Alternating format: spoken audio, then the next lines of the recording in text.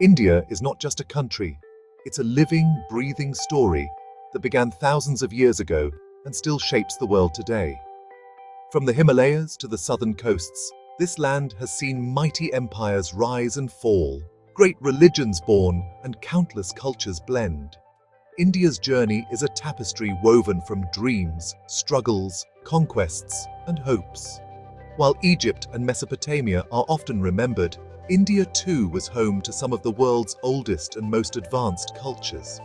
Its rivers, like the lost Saraswati and the ever-flowing Ganga, have witnessed millennia of human drama. Every stone, ruin, and story told by elders is a clue to this remarkable journey. What makes India unique is its ability to absorb, adapt, and transform.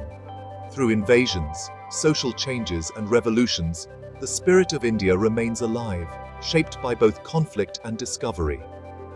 This essay invites you to walk through India's past, from its earliest people to the vibrant nation it is today. As we travel through time, we'll meet kings, sages, poets, and revolutionaries whose dreams still echo in the present. Long before cities, people wandered India's forests and riverbanks, hunting, gathering, and shaping stone tools.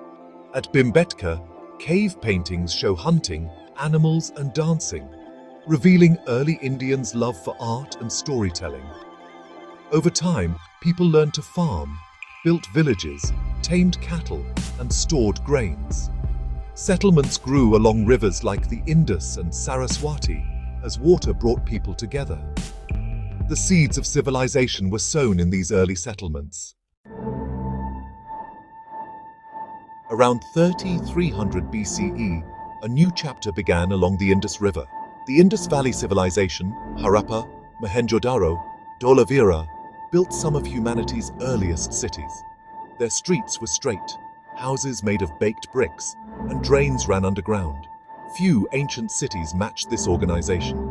The people were skilled traders, sending beads, cotton, and spices as far as Mesopotamia. Their seals, carved with animals and symbols, remain a mystery, their script undeciphered. What we do know, these ancient Indians valued cleanliness, order, and equality. Cities had public baths, wells, and granaries. Houses were often similar in size. Figurines of mother goddesses suggest respect for fertility and nature. By 1900 BCE, the great cities began to fade, perhaps due to floods, droughts, or changing trade routes. Whatever the reason, their achievements inspired future generations. The memory of their innovation lived on, shaping India's destiny. The Indus Valley's silent legacy still echoes in India's culture. Their mysteries continue to fascinate the world. As the Indus cities declined, new people arrived from the northwest, the Indo-Aryans. Around 1500 BCE, they brought Sanskrit and sacred hymns called the Vedas.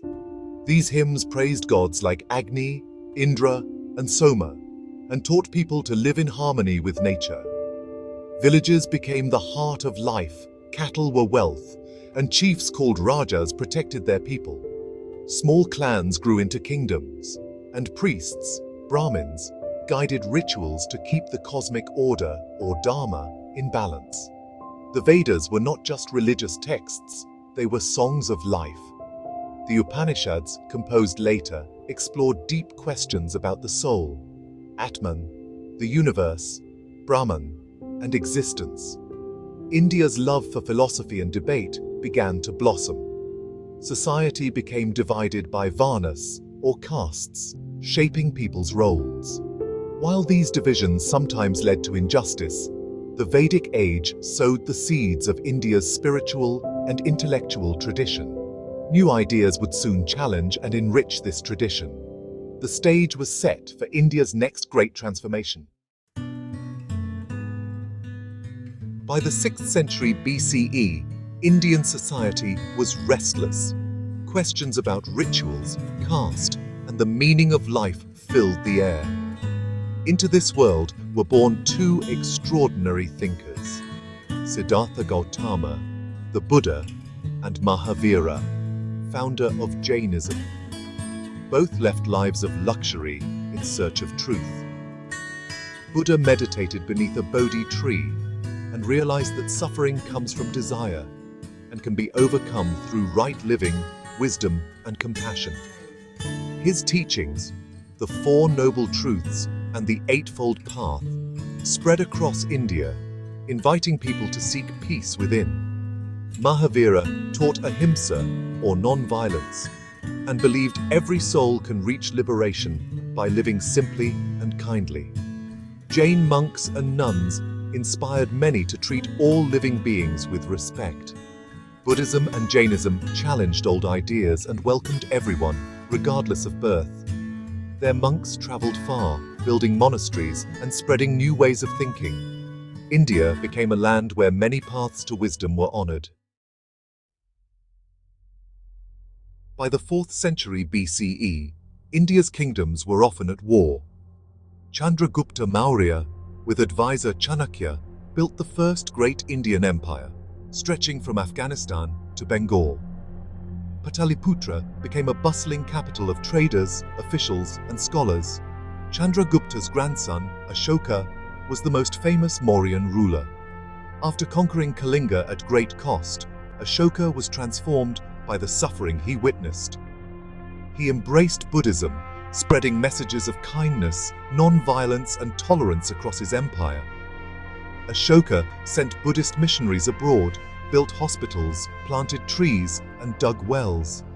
Under his rule, art and architecture flourished, and India became a center of learning. After Ashoka's death, the Mauryan Empire weakened, but his vision of a just society inspired generations. Ashoka's legacy endures as a symbol of ethical leadership.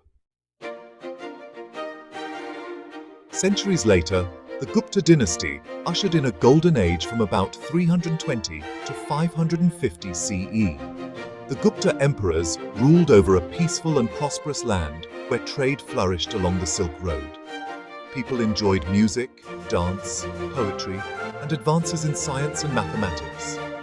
Aryabhata calculated pi and said the earth spins on its axis. Indian doctors wrote textbooks on surgery and herbs. The decimal system, zero, and great Sanskrit literature, like Kalidasa's plays, were all gifts of this age. Temples and sculptures celebrated Hindu gods, while Buddhist and Jain art thrived. Society became more organized, with towns, markets, and guilds of craftsmen. The Gupta age was a time when ideas traveled, inviting people from distant lands to learn and trade. Though invasions and changes followed, the memory of this golden age inspired generations. Its legacy still shapes India's identity. While northern India saw empires rise and fall, the south grew rich and powerful in its own way. Kingdoms like the Cholas, Cheras, and Pandyas ruled Tamil Nadu and Kerala. The Cholas built a vast empire, sending ships as far as Southeast Asia. Temples of Thanjavur and Madurai, carved with gods, dances, and animals, still amaze visitors. Trade brought gold, spices, and silk to their ports, and Tamil poets wrote epic stories of love and war. South India was a melting pot, with traders from Arabia, China, and Rome. Hinduism, Buddhism, and Jainism flourished together, and the Bhakti movement invited people to worship with love. Southern influence reached far beyond India's shores, carrying art, language, and beliefs to Southeast Asia. India became a bridge between East and West, shaping cultures across the seas. The South's legacy endures in art, trade, and spiritual traditions. From the 8th century, new powers arrived from Central Asia and Persia. Muslim rulers established kingdoms in Delhi, blending Persian and Indian cultures. Babur founded the Mughal Empire, and Akbar welcomed all faiths. The Taj Mahal became a symbol of beauty and love. Europeans arrived as traders, then conquerors. The British took control. In 1947, India finally broke free, becoming the world's largest democracy.